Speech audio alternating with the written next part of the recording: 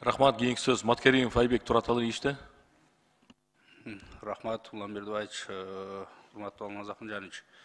Мына баарыбызга белгилүү болгондой, өлкөбүздөгү саламат сактоо министрлигинде жагымсыз окуялар болуп жатканы баарыбызга белгилүү да. Бирок ошол эле мезгилде ал министерствонун ичиндеги болуп жаткан окуя жалпы кыргыз медицинасына таасирин тийгизбеш керек. Бүгүн ал жердеги болуп жаткан мындай пикир келишүүлөрдүн артында биздеги эң керектүү болгон дары дармектерди жүргүзүлгөн тендерлер өтпөй калууда экен.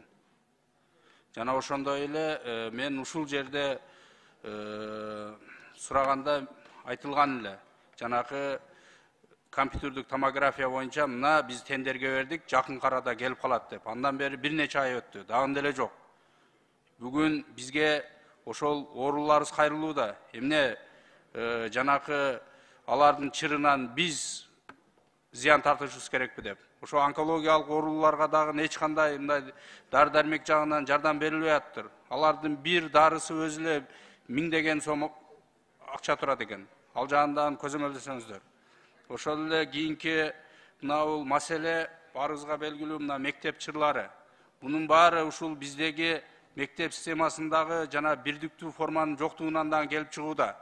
Анткени мына ар кандай форма менен келгендин арагында биздин жана чыр калып барып атат. Ошол эле мезгилде мына окуучуларыбыз ушул сабак учурларында бир уюлдук телефонду колдонууга чектөө киргизбесе болбой калды. Анткени мына кечеки болгон окуя атайлап тартылгандай эле көрүнүп турат. Себеби баары даярданышып, сен чекеге чыгып тур деп, жанакы эжекенин ошончолук деңгээлге жеткиришип, анан шылдыңдап чыгарган бул болбойт. Ошондуктан давайте мындай бир мамлекет болгондон кийин бизде бир мамлекеттүүлүгүн көрсөтүш керек, тартип сакталыш керек. Ошол жагын колго алсаңыз. Жана ошону менен бирге эле биздин жаштар азыр көптөгөн ал жанакы лирика деген синтетикалык заттарды колдонууга өтүп алыптыр. Буларды текшеришибиз керек. Бул аптекаларда кеңири сатылгандыктан көп колдонушуп, мына 2-3 күнгө жаш мектеп курагында жаштарыбыз жоголуп кетип атат. Ошолордун себеби дагы ушул жакта жатат. Андан мындай көзөмөлгө алсаңыздар. Мына Ихсан корпоративы боюнча дагы көптөгөн даттануулар келип атат, эч кандай көңүл бурулбай атат. Мына турак жай кооперативы боюнча. Аны көзөмөлдөңүздөр. Мына бул биздин Сузак районунун Барп айылында жана мүмкүнчүлүгү чектелген социалдык бала бакча бар.